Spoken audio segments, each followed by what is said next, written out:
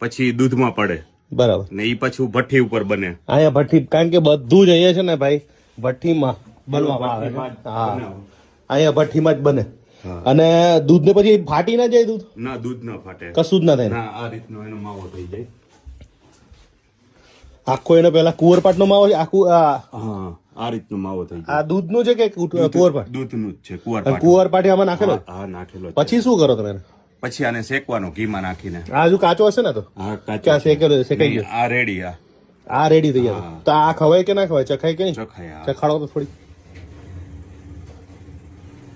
આ કુંવરપાટનો. અને હજુ પછી આમાં બીજી શું પ્રોસેસ કરવામાં તમે? પછી ખાંડની ચાસણી લઈ અથવા ખાંડ નાખી શકીએ. જો વેલું ટાઈમિંગ થી જોતું હોય તો ચાસણી લઈ લેવાની, ને એમ થાય કે નિરાત થી જમાવાનો હે તો ખાંડ નાખીને પણ ચાલે.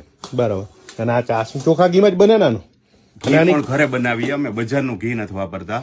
આની કિંમત છે 800 રૂપિયા કિલો. 800 રૂપિયા કિલો. અને ઘર બેઠા જોતું તો કેટલા રૂપિયા ચાર્જીસ? પ્લસ કુરિયર ચાર્જ અલગથી. સૌરાષ્ટ્રમાં ખાલી 30 ગુજરાતમાં રૂપિયા. મોકલો કે ક્યાં મોકલશો? સૌરાષ્ટ્રમાં 30, ગુજરાતમાં 40 ને ગુજરાત બહાર 60 રૂપિયા પર કેજી ચાર્જ. અને આઉટ ઓફ કન્ટ્રીમાં મોકલો છો કઈક તમે? ઈ મોકલો? હા, અહીંથી સીધું જ. બોલો.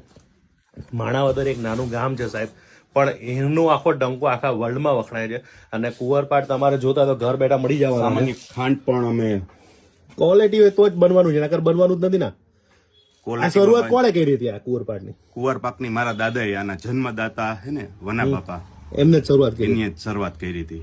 અને આ માણાવદરમાં છે જો આ અહીંયા આવું પ્રોડક્શન એમના પપ્પા હે બે વના બાપાના, એમને આ શરૂઆત કરી હતી. શરૂઆત કરેલી. કેવી રીતે એમને શરૂઆત કરી? કુંવરપાટ તો યાર કોઈ ખાય નહીં. રજવાડાના વખતથી છે. આ મીઠાઈ જૂનમ જૂની છે.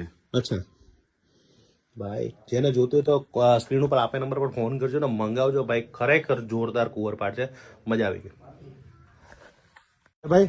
કુંવરપાટ તો બહુ જગ્યાએ મળે, આમનો જ કેમ